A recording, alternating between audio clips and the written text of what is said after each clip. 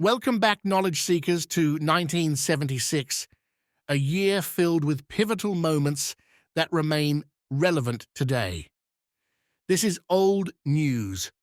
Our first story takes us to South Africa and a pivotal moment in the struggle against apartheid with the Soweto uprising. In the southwestern township of Johannesburg, 20,000 black students took to the streets to protest a government edict mandating Afrikaans as the language of instruction in schools. Afrikaans, mostly derived from Dutch, was spoken primarily by the white minority and was seen by many as the language of the oppressor, symbolizing the broader system of apartheid that enforced racial segregation and discrimination. The Students' March was meant to be peaceful, but it quickly escalated as police responded with live ammunition, resulting in the tragic deaths of hundreds of young people.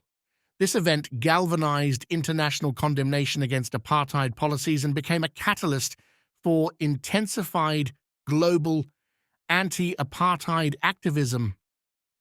In remembrance of the events, June 16th became a public holiday in 1991 called Youth Day in South Africa and the Day of the African Child internationally.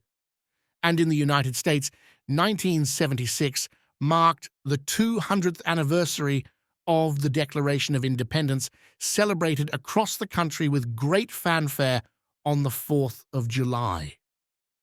The bicentennial year was commemorated with parades, fireworks, and a renewed sense of American heritage, reflecting on 2 centuries of progress and challenges of the American experiment.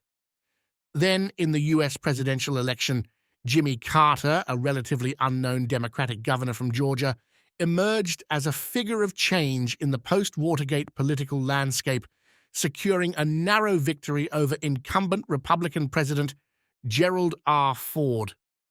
Carter's grassroots campaign capitalized on the national desire for integrity and transparency in the aftermath of President Nixon's resignation and the Vietnam War's divisive legacy. Promising a government as compassionate and honest as the American people, Carter's outsider status and focus on human rights and energy conservation resonated with voters.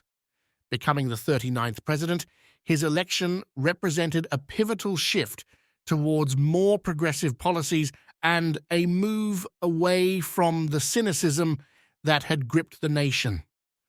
In space exploration, NASA's Viking 1 lander touched down on Mars on July 20th, becoming the first successful mission to land a spacecraft safely on the surface of the Red Planet and transmit high-resolution images back to Earth.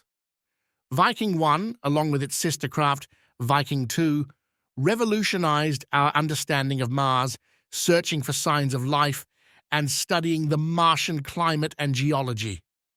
In both technology and business was the founding of Apple Computer by Steve Jobs, Steve Wozniak, and Ronald Wayne. Their first product, the Apple I, designed and hand-built by Wozniak, was one of the first personal computers to come with a fully assembled motherboard, making it accessible to a wider audience. This innovation laid groundwork for the future of computing, positioning Apple as a key player in the tech industry. The 1976 Summer Olympics in Montreal, Canada, were memorable for the performance of Romanian gymnast Nadia Comaneci.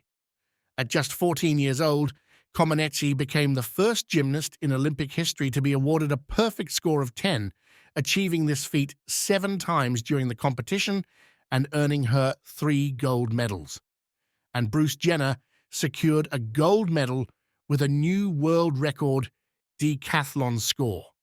And in a thrilling NBA Finals, Game 5 became known as the greatest game ever played, as JoJo White and the Boston Celtics defeated the Phoenix Suns despite Garherd making the shot heard around the world to send the game into its triple overtime. In cinema, Rocky punched its way to the top, inspiring audiences with the underdog story of Rocky Balboa, a small-time boxer who gets a shot at the World Heavyweight Championship.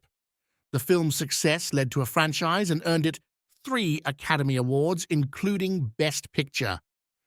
Taxi Driver, directed by Martin Scorsese and starring Robert De Niro, delved into the dark side of post-Vietnam America, leaving a lasting impact with its gritty realism and powerful performances.